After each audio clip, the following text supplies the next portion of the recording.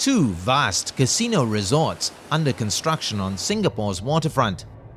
One is being built by Las Vegas Sands. The other is a joint venture between Malaysian casino operator Genting and America's Universal Studios.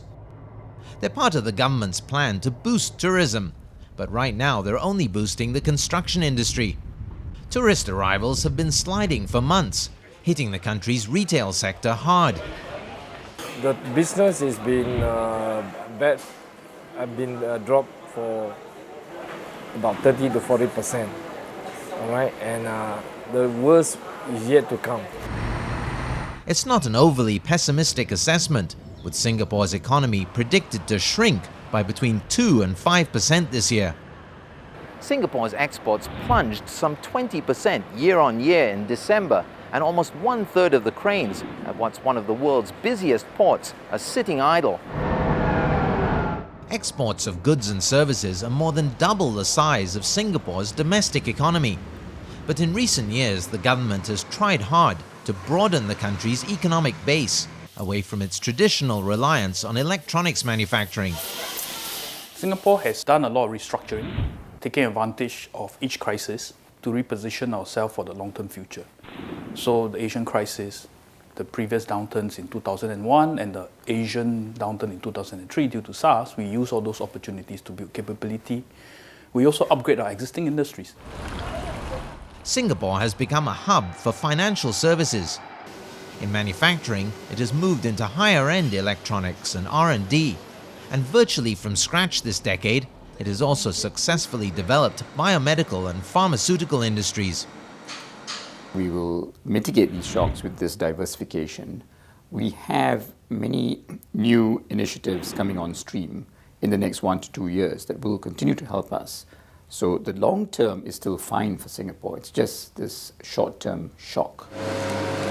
That shock is hitting every sector, including ones that had looked buoyant a few months ago.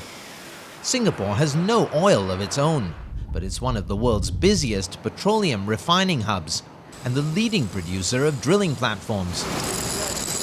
They had a record backlog of orders for these new offshore drilling platforms, but now with the collapse in oil prices, the drilling activity is no doubt falling back, and they're nervously watching for some cancellations of orders. Still, the government has put itself in a strong position to help its people and businesses through the current crisis. The Singapore government has a huge surplus that it can deploy. You're talking about a government with a budget surplus of around 10% of GDP over the last few years. So it can put that to good use in this downturn. It already is. For the first time ever, the government is dipping into its vast, undisclosed reserves. It has unveiled a $13 billion stimulus package that includes tax cuts for businesses and incentives for companies to retain their workers. It's also pumping in a lot more money to help businesses and individuals upgrade their skills, part of a longer-term initiative to keep Singapore competitive. And this will prepare Singapore well, as it has always done in the past during past downturns, so that when the upturn comes, we are more ready than our competitors, our companies are more ready than our competitors, and we will catch the upturn far better. Analysts agree Singapore is well positioned to turn things around swiftly when the global outlook improves. Singapore's got the basics right. We've got fantastic infrastructure. We've got an extraordinarily attractive tax and regulatory regime. I think the World Bank regularly rates Singapore as one of the top places in terms of the ease of doing business, and that attracts investors to Singapore. But most fear there's still a lot more pain ahead before investors and export orders and tourists return. After SARS, then 9/11, we only have about 2 years of good time, and now the worst is yet to come again. Singapore believes that globalization is good for Singapore.